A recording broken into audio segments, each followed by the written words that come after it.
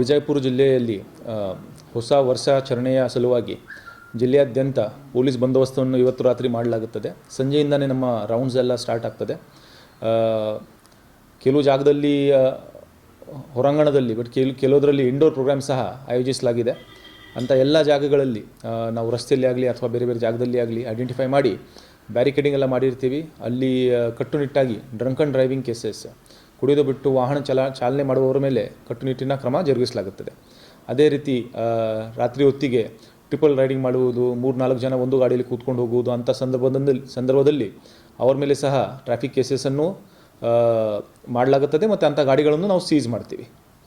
ಅದೇ ವಿಚಾರದಲ್ಲಿ ರಾತ್ರಿ ಹೊತ್ತಿನಲ್ಲಿ ಸ್ವಲ್ಪ ಶಬ್ದ ಮಾಲಿನ್ಯ ಜಾಸ್ತಿ ಆದಲ್ಲಿ, ಅಂಥ ಪಬ್ಲಿಕ್ ನ್ಯೂಸೆನ್ಸ್ ಏನೋ ಕಂಪ್ಲೇಂಟ್ ಆದಲ್ಲಿ ಸಹ ಅದನ್ನು ಕೂಡಲೇ ನಾವು ಅಟೆಂಡ್ ಮಾಡ್ತೀವಿ. ಮತ್ತು ನಮ್ಮ ಜಿಲ್ಲೆಯಾದ್ಯಂತ ಎಲ್ಲ ಅಧಿಕಾರಿಗಳು, ಸಿಬ್ಬಂದಿಗಳು ರೌಂಡ್ಸ್ ಕರ್ತವ್ಯದಲ್ಲಿರ್ತಾರೆ. ಅಲ್ಲಿ ನಮ್ಮ ಬಂದೋಬಸ್ತ್ ಇರುತ್ತದೆ, ಪೊಲೀಸ್ ಪ್ರೆಸೆನ್ಸ್ ರಸ್ತೆಯಲ್ಲಿ ಇರುತ್ತದೆ. ಯಾವುದೇ ಅಹಿತಕರ ಘಟನೆ ಆಗದಂತೆ ವಿಜಯಪುರ ಜಿಲ್ಲಾ ಪೊಲೀಸ್ ನೋಡಿಕೊಳ್ಳುತ್ತದೆ.